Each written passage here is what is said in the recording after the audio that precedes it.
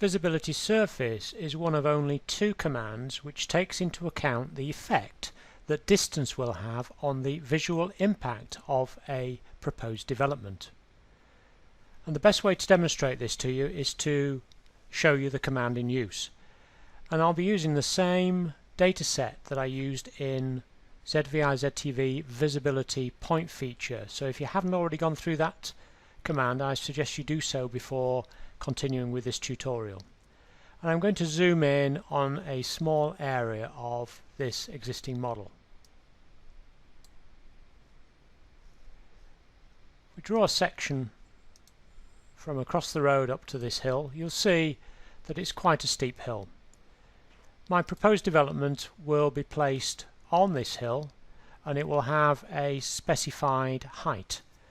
And what I then want to do is for that heighted object that I've inserted into the terrain, and for a grid of receptors surrounding it and maybe across the other side of the valley, I want to know what the vertical angle is at each of those receptor locations. I'll demonstrate this when I've put the feature in and you can see exactly what we mean by vertical angle. I'm going to begin by creating a new surface, and I'm going to make it a 15 meter high building, so I'll put 15 MB as the code. The colour is irrelevant, but the important bit is the height.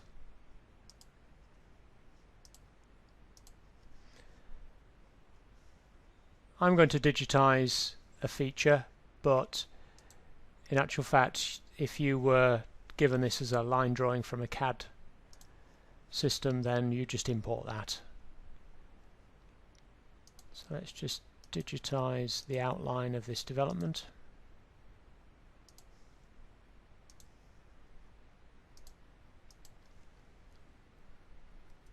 And I will now fill that area in with that building.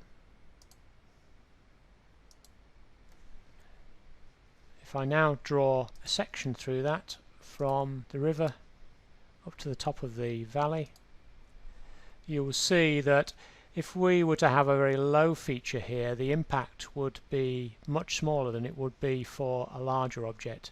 And what we're doing here is where for each receptor location we're measuring the vertical angle that that object takes up.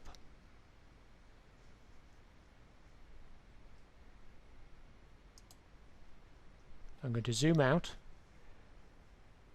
save the survey before I go any further.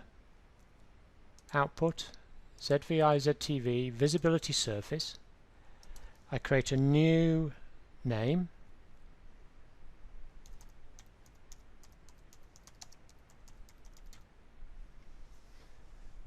Call it the name of the development or whatever it is I want. I'm going to locate the surface feature I'm interested in calculating the visibility for. I'm going to create a new area of receptors, 50 meter grid and standard eye height of 1.6 meters. I'm going to adjust for earth curvature and refraction. Now, if there are any link features on the outer edge of this surface feature, we can include those in the overall impact. Specifically what you might have, let's say for example you had a quarry here and you had a fence running along the back edge of the quarry. Do you want to also include the height of any link feature that sits on the back, defining that fence as part of the impact, part of the problem if you will? Also, are there any link features on the edge, maybe on the front edge, which would actually decrease the impact, such as a line of trees that defines the bottom edge of that feature that's say 3 meters high? Do you want that to prevent that from being included in the visual impact?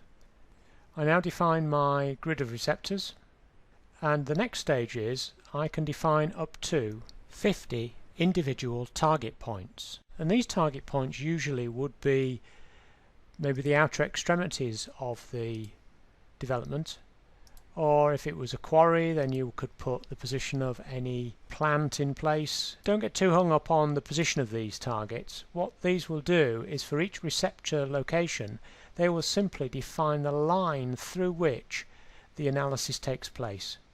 So the points themselves are not critical, they just control the line of the analysis. And it will include the point at which that line crosses the surface and also the point at which it exits the surface along that line.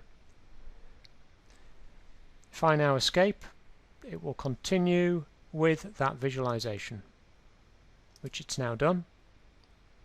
Now turn the contours on. Okay, so if we display the background map, you will see that the object itself has highest impact. Obviously, if you were right underneath it, then the values here in the lower right are looking at 10.5 degrees of impact, and the further away we get, the lower it is. So from this distance away, this road for instance, there is a 1.22 degree vertical angle subtended. So it's a pretty linear analysis this, because this is quite flat land. But it would also work with undulating terrain, because you would also get areas where you had zero visibility because they go into shadow. Consider this type of analysis as a high-end analysis that you wouldn't perform for every ZVI exercise, but just consider its use in certain situations.